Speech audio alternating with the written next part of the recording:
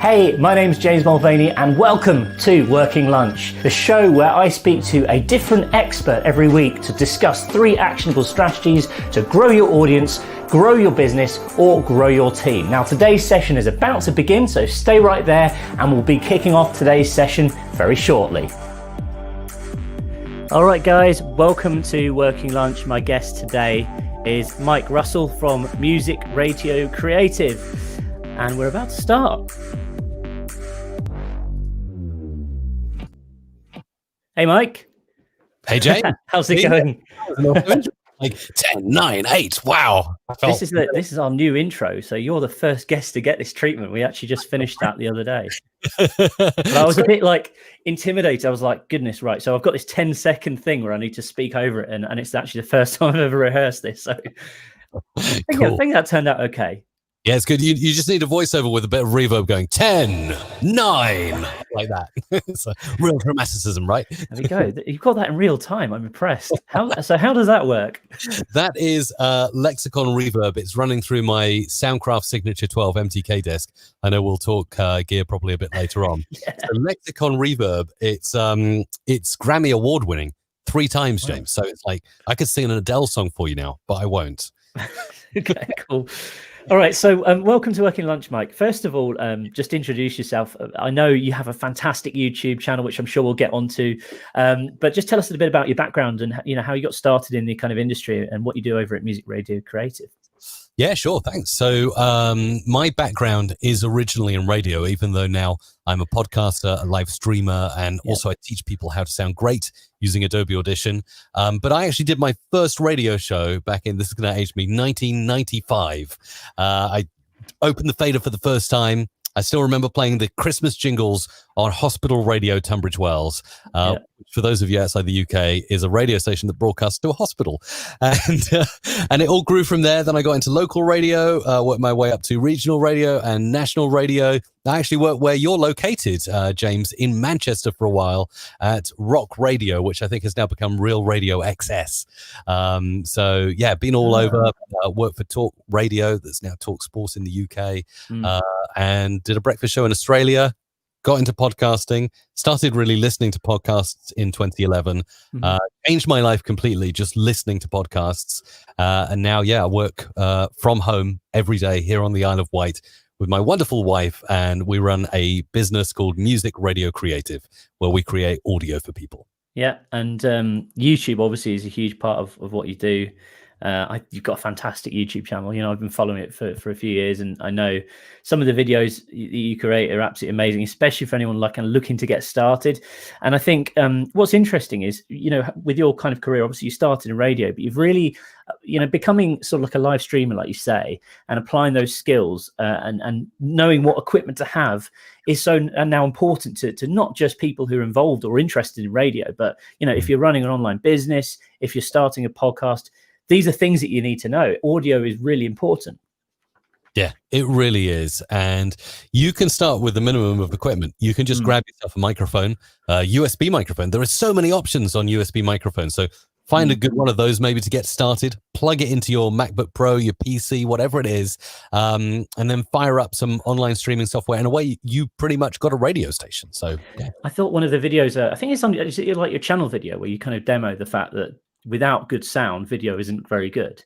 Is that the one that comes up on your channel homepage? And it's such an important point to make. I think there's too many, companies out there, they shoot video, they say, yes, the iPhone is a great video camera, which it is, but it's not got great audio built in. No. So that's the next step. In the room. Yeah. Cool. Okay. Right. Let's dive into today's session then. Basically, we're talking about audio today. We're talking all things radio, all things podcasting. Let's dive into the first topic of simple audio production techniques. How can someone make sure that they're sounding their best? Okay, well, that's a fantastic first question. So many people will be recording maybe and then uploading as podcasts, but then another great chunk of people probably watching this show will be doing stuff live in the moment. And the hardest thing is to get consistency when you're recording something, when you're going live. Obviously, when you record and you upload, you can post-produce. So that's a lot of what I teach. You can record the audio, you can go into Adobe Audition, you can put on equalizers, compressors, which we can talk about a little bit later, and make audio just sound better. But what about if you're doing it in real time? That's when you need to get the right hardware. So you need obviously a great microphone to start with, something that sounds good. So actually just the other week on our live stream, we bought the Amazon Basics dynamic cardioid microphone. Do not buy that microphone. It's awful. It's designed for people on stage who are singing karaoke tracks, but definitely not podcasters and radio broadcasters. So get the right microphone. Don't spend, $50 or 35 quid on an Amazon Basics mic. Spend at least, I'd say, at least $100 or, around the £100 mark here in the UK to get a nice microphone. And then you can plug it into processing boxes that make it sound better. Obviously, you can do this stuff on your computer. You can use audio plugins on software like OBS to make stuff sound better in real time. But I prefer the hardware route. I could actually cut to my full studio view. I don't know if it's going to look good with our split screen we've got. I can make you full screen, I think, can't I? There we go. There you go. Just over here, this is where I have, this is my rack. So I've got 4 DBX units. I've got in front of me, I've got 2 Stream Decks. So this is how I can change the camera view for you. I've got a power conditioner. This is really, really important. Plug your audio hardware into a power conditioner. That can cut down on like hiss and hum and any kind of electrical interference. These units over here, we can talk about these a little bit more if you like, James. But they process you in real time. They increase the clarity and crispness of your voice and do all of that in real time. So if you've got a radio station, if you're recording a podcast, you can do it all in those units. And actually, if you do post-production, it cuts down on what you have to do in post because it just sounds good already. And I'm sure we're going to have a lot of questions about that setup you've got there. I must admit, that's probably one of the most impressive live streaming setups I've ever seen. And actually, do you know, the furniture you've got is great as well. There's like a proper audio editing desk, isn't it? We've got like a rack space built into it, which makes all the difference too. So it's kind of, you've really upped your game there. Power conditioning unit, that's something that I've never considered before, Super important, super cheap. Again, you'll spend $150, £135 to get yourself I looked into this and I found Furman to be one of the greatest creators of power conditioning units. I've got the M-10XE, which has about, I think, 8 or maybe 10 of those, kettle style plugs where you can plug things in and really, really well. And you can it's got an on-off switch in front of you. So when I finish for the day here in the studio, I can just switch all the audio gear off and not leave it on and buzzing and humming overnight. I know there's arguments like some producers say, oh no, you should leave your processors on all the time so they stay nice and warm and they don't get power surges. But I think with a power conditioner, you don't have to worry about that. So true. Okay, interesting. So, and then just a quick question on that. So do you actually plug your computer into that, or is it just the audio equipment that goes through that? Just the audio. I did consider it, but I didn't want to sort of waste the ability of the power conditioning unit on something that didn't necessarily need it. But what I do have is I have an uninterrupted power supply, currently using CyberPower, which actually are really good because my first unit from them it went wrong after 2 weeks. It had this fault flashing up and unfortunately did exactly what a UPS shouldn't do. It cut off all the power to my stuff at random times. So I wrote into their customer service and they actually, they did an RMA very, very quickly for me. And I've got a really good unit, which is working perfectly. And it means even if the power goes down here, then that will keep my computers on and whirring away for about 15 minutes. So it's nice if you want to save your work and close down nicely, but it also helps if you're live streaming as well. You can stay live. So is someone getting into audio, what are the most important things that they need to know when they're recording, whether it's like live or if you're pre-recording? What are kind of like 3 sort of first things that you should be thinking about when you're setting up your studio or you're setting up your office for doing that? Okay, 3 things to start thinking about. The first thing is think about the acoustics of your room. So many rooms are not perfect. They have a lot of echo and it can just not sound great. So you can get around that first point in one of two ways. You can either put tiles on your wall. They can be the really posh, expensive tiles that I've got behind me that do the job. They stop sound reflecting perfectly, sound great, and they're very nice. But you can also buy the foam from like Amazon or wherever, and stick that on your wall. It's not as beautiful to look at, but it does the same job basically. So get your recording space sounding good.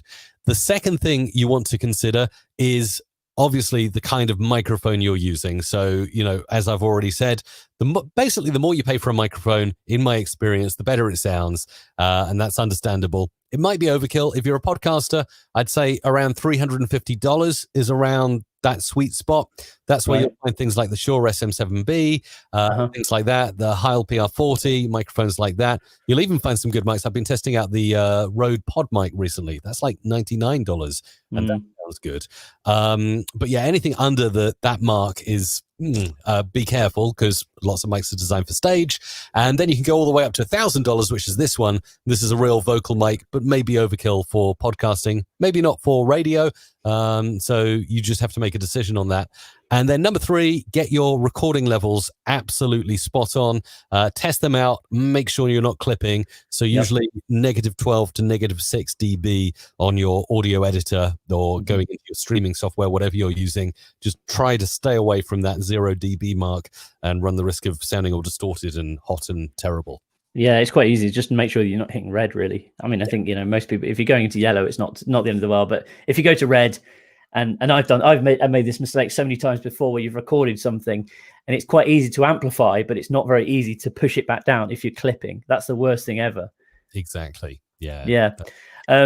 And okay, so that's great. So let's kind of get on to talking about gear. Now, I know obviously you're a big fan of lots of boxes and equipment. Firstly, let's talk microphones, dynamic versus condenser.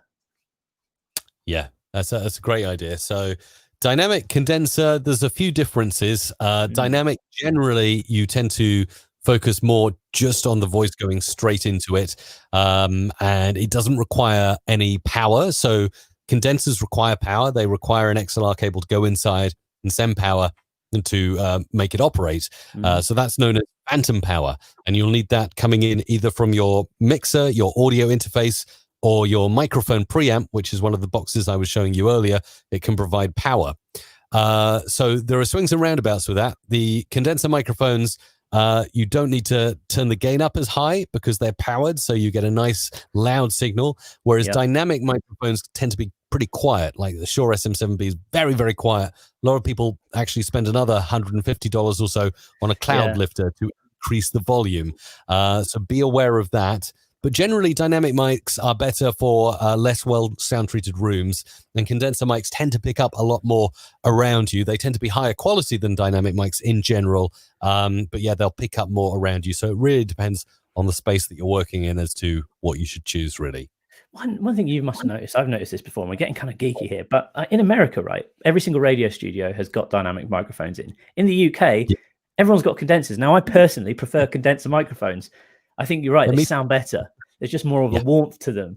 But I can't understand why where that argument, where that separation has come from. Like, it's strange because we get these comment wars on YouTube, whenever we post a microphone review, especially on radio.co, with people saying, why aren't you reviewing more dynamic microphones? Where's the Electro Voice RE20? Oh, yeah. But in the UK, you don't see it anywhere. It's really strange. There's this complete cultural difference in choice of microphones. Yeah. Well, that's so true. And it's not something I'd really noticed before, but I remember first radio station I worked at, one of the first stations I worked at, had the Audio Technica AT4033A. That was a decent condenser mic. But yeah, in America, I don't know, they like the kind of long, thin mics that they can really get up to, and they can jock a bit, can't they, over the song? So, hey, it's your number one station. This is Hot 100. All that kind of stuff, like jocking right up. They like to really get close and intimate with the mic. So I don't know, but I really don't know. I'd never really thought about it before, but now you mention it, it's so clear that is one of these things that's come up on comments time and time again. If you've got any ideas, anyone watching, please put them in the comments. We'd love to hear your opinions. And also, likewise, if anyone watches got any suggestions for microphones they like to use or questions, please put them in the comments. Okay, so let's run through some options then. You mentioned the Shure SM7B. You mentioned the microphone you've got in front of you, quite expensive. Let's kind of go for three choices, dynamic, and three choices condenser, like ranging from like cheap to kind of relatively expensive.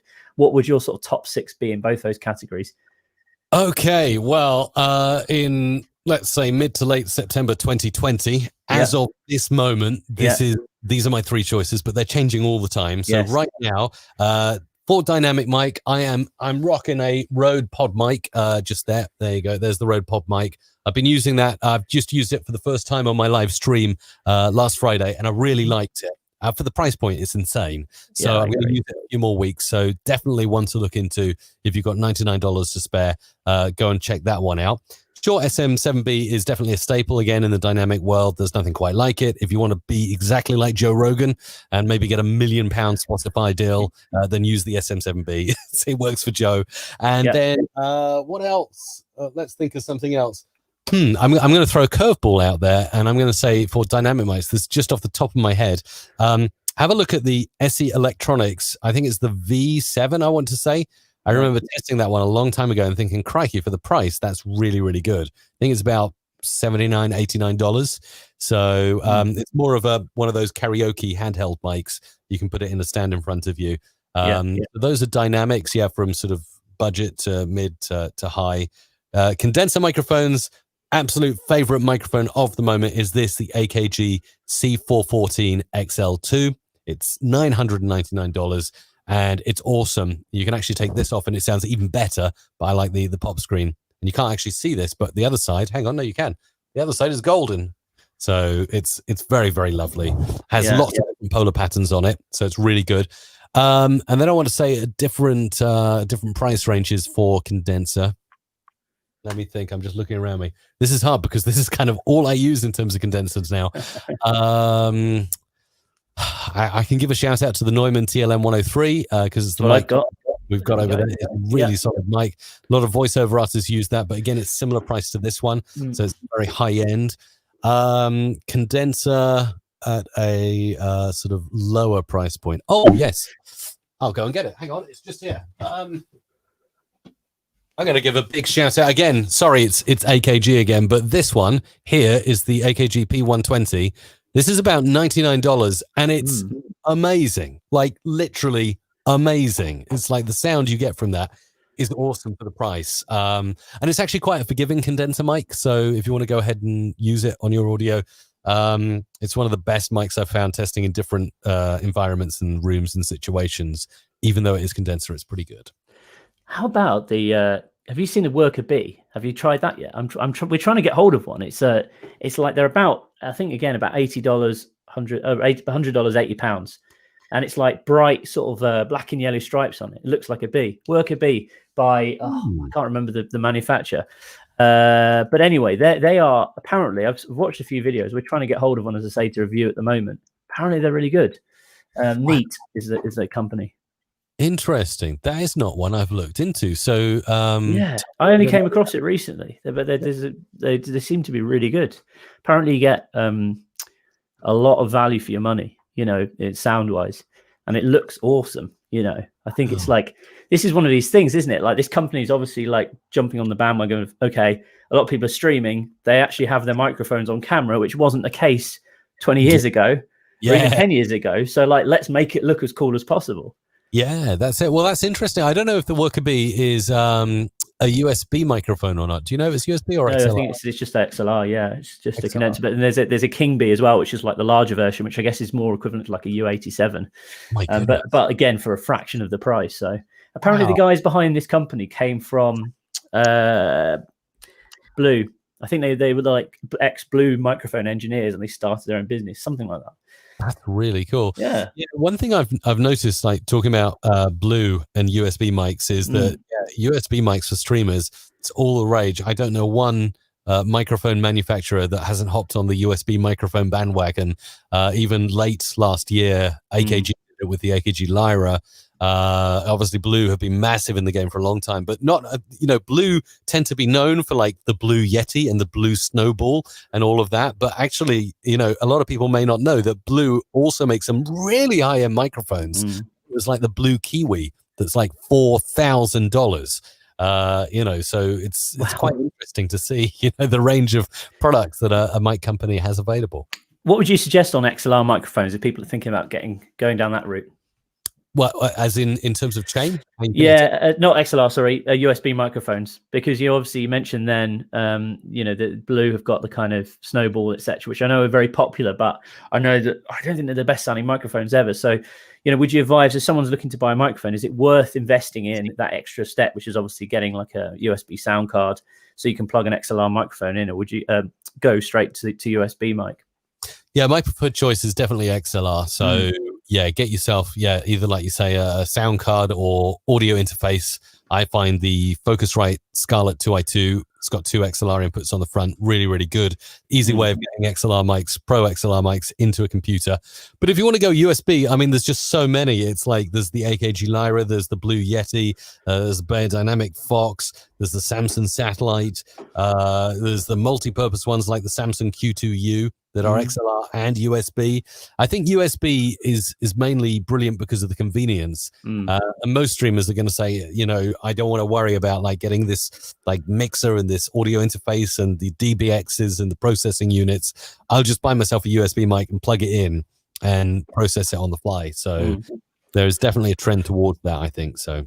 Okay, cool. And that sort of leads me into the next question, processing. Obviously, you showed us your incredible setup earlier. What sort of advice would you give people on processing? Is it something that everyone should be thinking about, or is it sort of like a luxury? Yeah, I think you should definitely be thinking about it for a number of reasons. First of all, even if you get a really good USB mic and you plug it straight in, definitely recommend putting some processing on there. Depending on the software you're using, I mean, I know OBS Studio has the ability to insert VST plugins into your audio chain. So you can do some processing that way. There's also certain pieces of software, like on Mac, you've got Audio Hijack from Rogue Amoeba. I think PC, there's Voice Meter Banana, but I've never really played with that. There are possibly a few other methods like ASIO for All, where you can manipulate audio before it hits your actual audience. And basically, you want to stick on the very basics, I'd say an EQ, equalization, to just improve certain frequencies and maybe roll off the low end, so you get rid of the low end that's not required. Also pop a compressor on, that just kind of flattens out your voice. So if you're wondering why sometimes you're really loud and sometimes you're really quiet, the compressor will even that all out. And I'd also definitely put a limiter on what you're putting out there, because the limiter will simply take audio that goes to a certain threshold and stop it going any louder. So that stops distortion. It's quite good for cutting down on that. Okay, cool. And you mentioned earlier DBX 286S. Just for anyone who's watching who doesn't know what that is, can you just give a bit of an overview? Yes, it is an awesome mic preamp and processor. I can actually cut maybe again over here. You can see it. It's kind of in the distance, but it's got like lots of different buttons on here. So you plug your microphone into the back of that box, and then there's like a gain knob, so like a volume knob, phantom power if you're using condenser. You've got a compressor right there built in that will make your voice sound amazing. You've got a de-esser that removes the sibilant top end of your voice, an enhancer, which is low frequency and high frequency, so improving the low and the high end of your voice, and an expander gate, which personally I think is the absolute best feature of the DBX 286S unit. What that will do is it will take audio that goes below a certain volume level that you set, and it will mute it out. Now you can do this with hardware, with software as well. So there's lots of software that have noise gates built in, but I find that the noise gate on the DBX is just very, very easy going. It's not over aggressive. You find some of those software gates, they're kind of either on or off, so they can cut your words off, like wait through what you're saying. Like, it sounds like that if your gate is too aggressive. With the hardware unit, I just find it's very soft and easy. It's more of a fade in, fade out, but it really helps. And what you might find is you might want to get a mic preamp and processor like that one before you do sound treatment, because it can make a huge difference. If you're in a room that's got echo and air conditioning units whirring away, and you set that expander gate just right, it can actually make it sound much better without the need. And then you can look into maybe a few sound tiles as well. Yeah, again, one of the things I've noticed when I've been configuring the unit in the past, interestingly, I actually don't have any processing on at all now. I've got one of these units, and I'll go through phases where I'll use it and I won't. And I'm in my home office, which isn't perfectly treated, but I think it can make a big difference. And certainly for live streams, like you say, it's much easier than having to kind of figure out how to sort of somehow do it with software. But I think less can be more as well. Sometimes people like amp up all the knobs too much, and it ends up just being kind of like overkill. Like I've noticed with like the de-esser, for example, it can kind of make you sound almost strange. So sometimes you can just have a little touch of it on, and it can certainly help, but it doesn't necessarily need to be. You don't need to go all out on your gating or all out on your de-esser, because it can end up just making you sound strange almost. Yes, really over processed and terrible. Yeah. Interesting, because your audio actually sounds decent, and there's no visible microphone in your shot. So I'm curious what you're using. Well, microphone's here, which is just it's TLM 103, and yeah, that's it. And I've just got it going into an Audient ID4 interface at the moment. Yeah. But as I say, I've got a DBX over there. And one of the things I've just ordered, which I want to mess around with, is a Universal Audio Apollo, which you can actually put DSP plugins directly within the device, which I've never done before, but it's something that it would be interesting to mess around. So I think I've got one of them coming next week. That'd be brilliant. Wow. Yeah. Cool. So, okay, cool. We've got tons of questions coming in already, so we're going to be taking some questions. Just to touch on our sort of final topic. And obviously know a lot of people watching are going to be interested in starting up podcasts or starting up radio stations. So what are your kind of go-to resources to get, a podcast or a station up and running, or go-to bits of sort of tips and advice, really? So if you want to start your first podcast or radio station, where would you go to, or what would you start? And what advice would you give to someone who's thinking about going down that route? I think advice and tips are always useful. Definitely. Well, this is an interesting one, because my advice would be slightly different depending on what you're planning to do.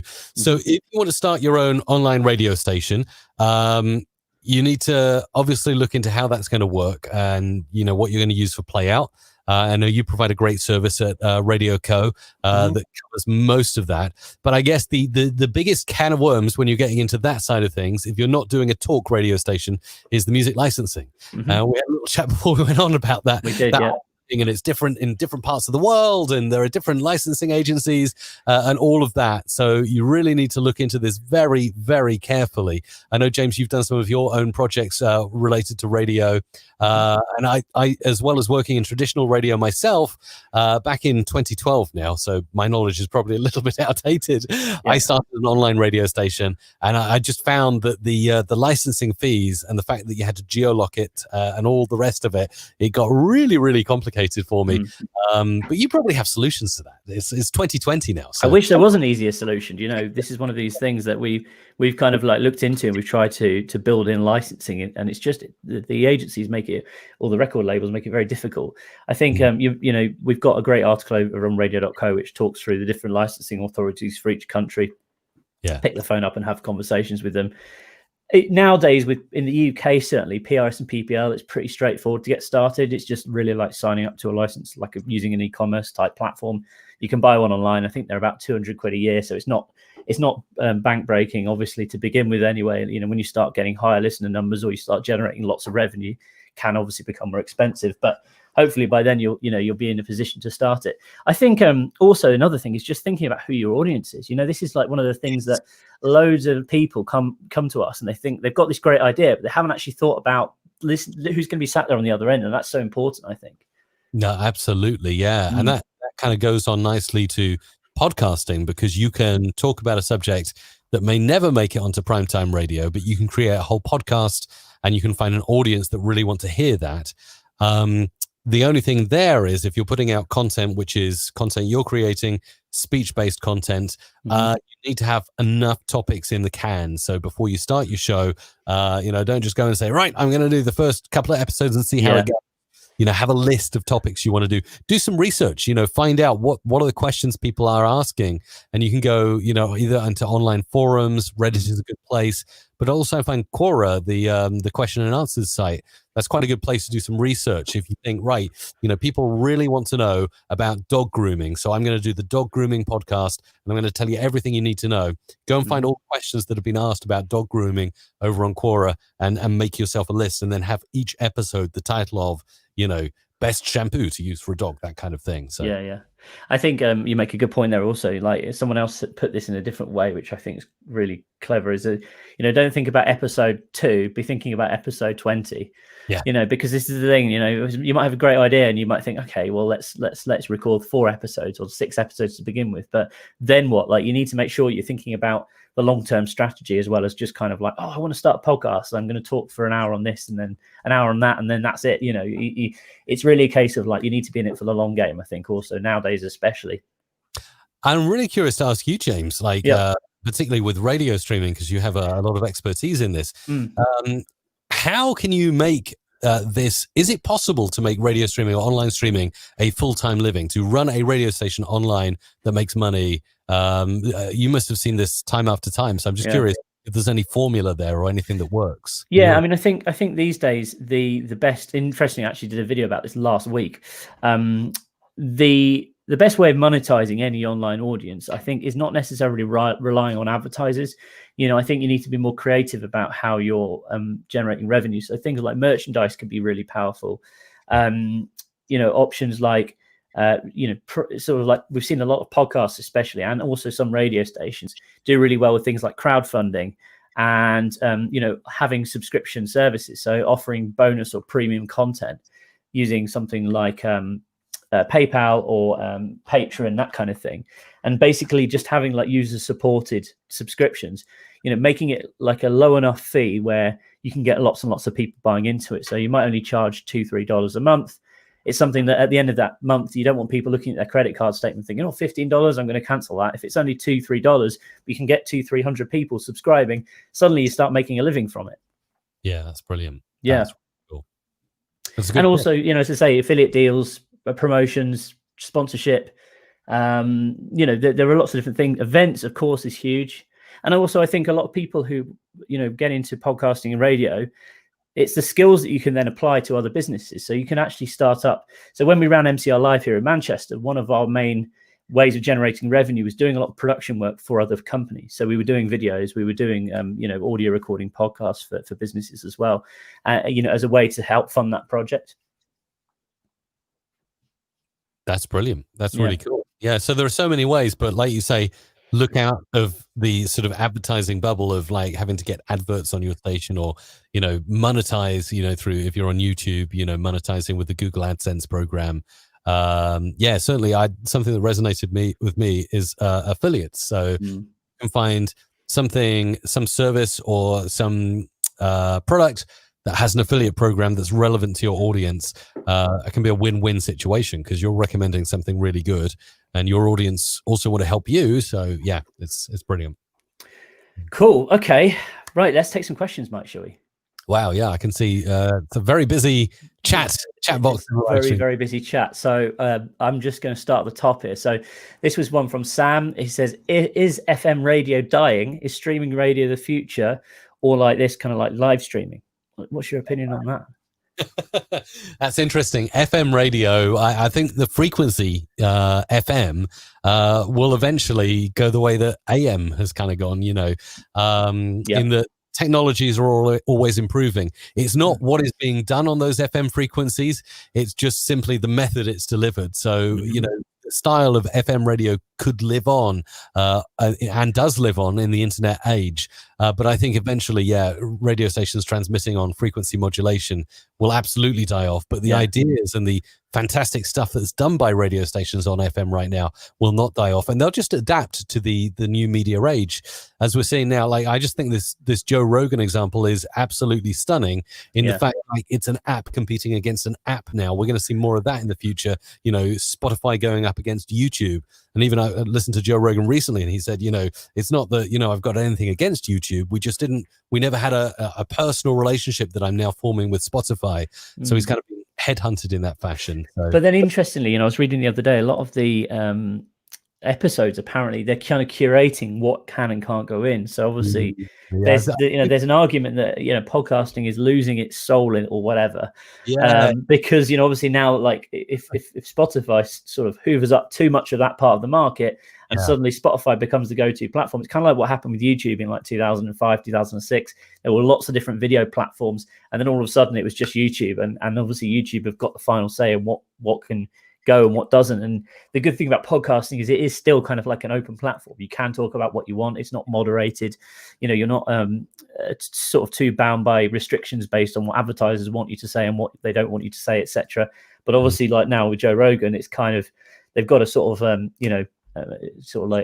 like look through his content and think, okay, do we really want that on our platform? Yes or no? So some controversies there, but that's kind of a discussion for another time, I think. But it's quite interesting anyway. Super interesting. Yeah. So this is a question from Daniel Lindsay. Mike, why does my audio randomly go up and down? I'm using a Rode Pod mic and Roadcaster over Streamlabs. Oh, interesting. Why does it randomly go up and down? Yeah.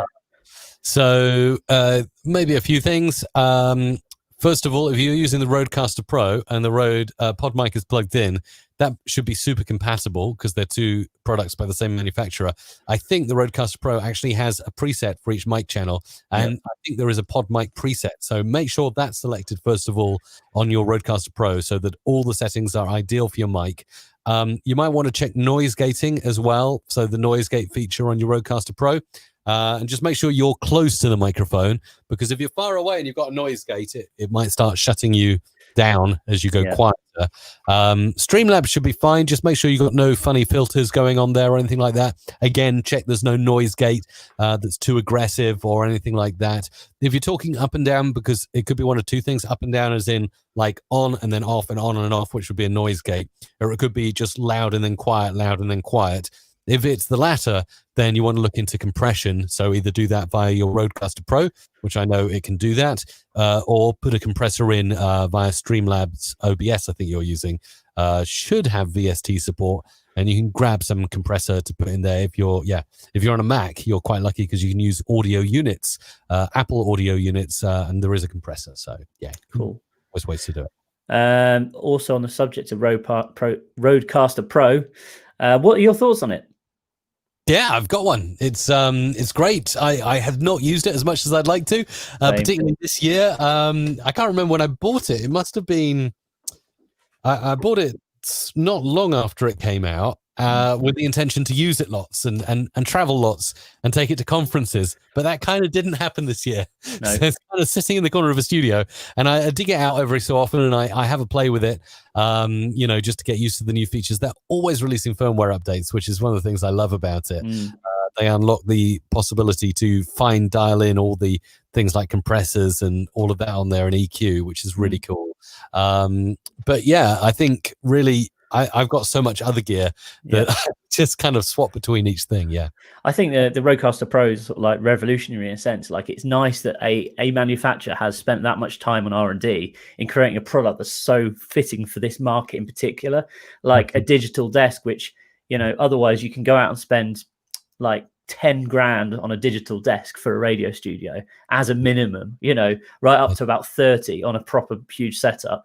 Whereas this is like $600, so I think from that perspective, it's game changing. I think what would be most interesting to see is if any other companies follow, because it's kind of like the price point is so good because it's not unachievable for sort of home users or prosumers, I guess.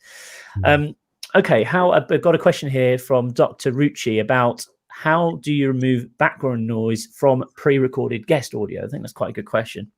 Oh yeah. Do you want to go full screen on me for a second? Yes, let's do this. I can do a quick example for you. Let's see if I can pull up a very, very quick and easy example. Bear with me for a second while I find some files on my computer, and then I'll cut over to my screen share. Actually, I can do that now. There we go.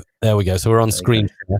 And I just need to find a piece of example audio, which I'm looking for right now that I can pull in. Okay, something like that will do. And let's bring in something like this. Adobe Audition has a great view called spectral frequency display. So not only do you get the waveform view over here, but you also get spectral frequency display by clicking this icon up here or Shift and D. It will show you not only the speech and all the different frequencies, but all of this purple up here, this is hiss. And all of this, like in between the speech, this is noise here. And you can simply, I won't play you the audio, I won't distract you with that on this quick, but there is an effect. And in my opinion, Adobe Audition has world-class noise reduction. It's got a noise reduction effect for pretty much every problem you could hope for. Sound removal, clicks and pops, hiss, click removers, phase correction, hum removal, reverb removal. So if I just quickly use the denoise effects, it's so cool. And then I go into preview mode so I can see before here, and we can see after down here. And you can see as I fade this up, it's starting to clean up the audio and make it look a lot better. As it goes black, that's basically the process removing a lot of the audio that shouldn't be there. And you can see it working, so you can just apply like that. But yeah, that is how I would, in a nutshell, go around removing noise from various pieces of noisy audio. Cool. Wow. That was impressive. I was impressed in the fact that you managed to bring your screen in and then you were still in the corner as well. Yeah. How did you do that? That's what I want to know. So I'm using OBS Studio to do this call with you. So what I do is I have all my cameras. I have 4 HDMI inputs going into Blackmagic HDMI capture card on the back of the PC. I have screen share enabled via OBS. Everything else I can do switching via Stream Deck, as you can see there. I'm just kind of switching the views there, as you can see in the split screen there. And then on OBS Studio, it has a feature. It's a tool called Virtual Cam, and I start that. And obviously, we're doing this now via something called StreamYard. That's what you're using to stream. So I simply send the OBS virtual camera to you via StreamYard. So it comes out like a virtual device. Over what I send to you. I can send anything to you via OBS Studio. So anything I do on a normal live stream, I can send to you as my output to you in this. This is a command center, Mike. I love it. It's great. This is incredible. I don't think I've ever seen anyone with a setup of this kind of magnitude. This is incredible. What I will say on that as well is, like, I highly recommend it. This year has been really unusual for so many people. Many of us have had to work from home, do stuff from home, do conference calls from home. A lot of people who are used to maybe, traveling and speaking and giving talks have suddenly had to, learn how a webcam works and learn how, Zoom works to do an online call. With OBS, if you throw like a couple of cameras into OBS, you can suddenly, you can become a master, because you can, and then this, and then this, and then this, and it looks really, really cool. And that's just simple switching in OBS. But also you can add graphics and slides. So as I've done quite a few virtual talks this year instead of actually going to the conference itself. And I'll load my slides into OBS so I can literally do everything, because every piece of software is different. I've dialed into different conferences and they all have different ways of screen sharing and different ways to do, and some of them work better than others. And I'm just like, if you have control of that your side using OBS Studio, you don't have to worry what the other person is using to do the online conference, because you just send out one feed to them and you don't worry. That's simple as that. I recommend it. Question from Todd Miller. What is your desk manufacturer? I guess that's referring to your actual, physical desk. Yeah. This is a desk by Zaor, Zaor. And if you go to my YouTube channel and you type in, I think just the word desk will bring it up. I did a 10-minute video showing you how I obtained this desk and how I put it together. It's quite a piece to put together. But yeah, it's a brilliant, brilliant desk. And I made a full video showing how I put it all together. It's really cool. I think if you've got the space for it, and certainly if you're looking to build like a professional radio studio or kind of live streaming setup, and it's something that you're going to be using, day in, day out, or certainly on a weekly basis, definitely worth the investment. One of the other things that seem to be really popular at the moment is like height adjustable, so you can stand or sit. And I know that some desk manufacturers, you can easily, and again, there's it's interesting because IKEA actually sell these desks where you can press a button and it goes up and down. And there's this whole idea around, like, you don't have to necessarily like buy a desk and just use it as it is. You can easily like kind of retrofit like a rack space at the back of the desk and have your computer on that. So, you don't need to go out and necessarily spend a fortune on this stuff. It's just being clever or savvy about how you actually do it. But it does make you more productive, I think. Certainly if you're going to be, broadcasting or live streaming on a regular basis. Okay, very easy. we've got let's have a look. So, got lots more questions coming in. Okay, here's a good question actually about if you have a guest on the other end of the line, especially obviously at the moment, a lot of people are using Zoom to record. What's the best way to get the best audio quality from the guest on the other end? Best way to get the best quality from the guest on the other end is do something known as a double ender. So you record it your side and get your guest to record it their side, but they're not always technically capable, your guests. So you can't say, fire up Adobe Audition, set up your audio interfaces, this microphone, and hit record, and then save the WAV file and send it to me. So in those instances, couple of great solutions exist in today's age that I played about with. Zencastr, that's Zencastr with an R, no E, Zencastr, and Squadcast. Both allow you to do high quality audio recordings in the cloud, and then it kind of takes both recordings and sends them to you. So actually it works just inside Chrome or Firefox. It'll record your guest natively and send you the audio. So that's probably the easiest way right now to do it, I'd say. Cool. Okay. I think that's great advice. Another one's Riverside FM, which we've been playing around with recently, which it does this exactly the same thing. I think that's really important. A lot of people, it's interesting because I've been interviewed on so many podcasts recently, and it seems to be that the standard thing that most people use is Zoom, which is from my perspective as a little bit of an audio nerd, it's frustrating because it's like, I sometimes said, do you want me to record the audio on my end? And they're like, no, it's fine. And then you listen back to it and you're like, yeah. So Zoom is definitely not the best solution out there to record podcasts. Go and check out Zencastr, go and check out Squadcast, Riverside. They make it easy for the guest, because I think you make the key point there. It's like not everyone knows how to record the audio on the end, and why should they also? If you're interviewing someone who's not necessarily got that expertise, it's a lot for them to learn.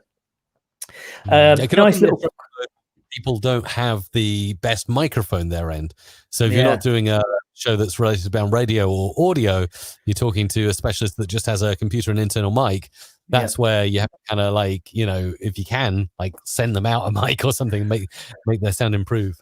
But again, that's just such a good advice just for anyone watching who's maybe not necessarily interested in going full out, starting a radio station or starting a podcast. We're all at home at the moment. We're all working from home. So investing in a decent mic, even if you're just doing regular meetings, can just make so much difference. And like you said earlier, USB microphone is a minimum, really. It just will make you sound 10 times better. Okay, we're nearly out of time. So just to quickly finish up, one last question. Best headphones. I think we're wearing the same headphones here. But what kind of couple of good options for headphones? There's only one good option. These. Yeah. The Beyerdynamic DT770 Pro. I just absolutely love them. Yep. I got into Beyerdynamic many decades ago when I first worked in radio. I started off with the DT100s that make you look a bit like an elephant. They're chunky design. Yeah. Then I went to the DT250s. And then eventually I got into these 770 Pros, which all the professionals, all the singers, I think Robbie Williams in one of his latest music videos, he was wearing DT 770 Pros as well. They're just brilliant. It's just get these and you don't need anything else. Yeah. It's simple as that. Yeah, it's one of those things. The thing I like about them is you can just wear them for hours and you don't even notice, It's like you don't fatigue. They're not noise cancelling, because I've tried noise cancelling headphones and I just find it strange. It just kind of gives you this weird effect, and you still have some awareness of what's going on outside. It's not like you're completely cut off from the world, but they are brilliant, and you can wear them for all day without any issue. I really like noise cancelling headphones for listening to podcasts, particularly if I'm commuting or if I'm on a plane, or even just out and about. Noise cancelling headphones, brilliant, but I would not use them, like you say, for production or for live or creation, simply because they kind of make you a little bit dizzy, particularly if you're just sitting in one position. So that's where you need something like these. Also, what I like about the DT770 Pros is you can change the cups. So once you've bought the headphones, you can actually spend, I think it's about $20, and get some new foam bits that go on the end and replace them from time to time. It's worth doing. Definitely, yeah. Especially if you're wearing them all day, every day. Cool. I think that's it. I think we're out of time. But firstly, Mike, thank you very much for coming on today. It's been an absolute pleasure speaking to you. And I think we've just taught so much about so much stuff. It's gonna definitely be one to watch back if anyone's just joined and wants to kind of catch up. There's been lots of products name dropped and lots of advice. So feel free to kind of watch again on demand. Just to finish up then, Mike, how can people find out more about you and how can people connect with you? Yeah, it's been so cool being on, James. Thanks for having me on. And the best place to go to connect is youtube.com/music radio creative. That's youtube.com/music radio creative, all one word. It'll take you to my channel. You can search for any video about any topic related to audio. And there are ways you can get in touch with me via there. We do a weekly live stream and stuff. So it's great fun. Awesome. Thanks very much, Mike. Thanks.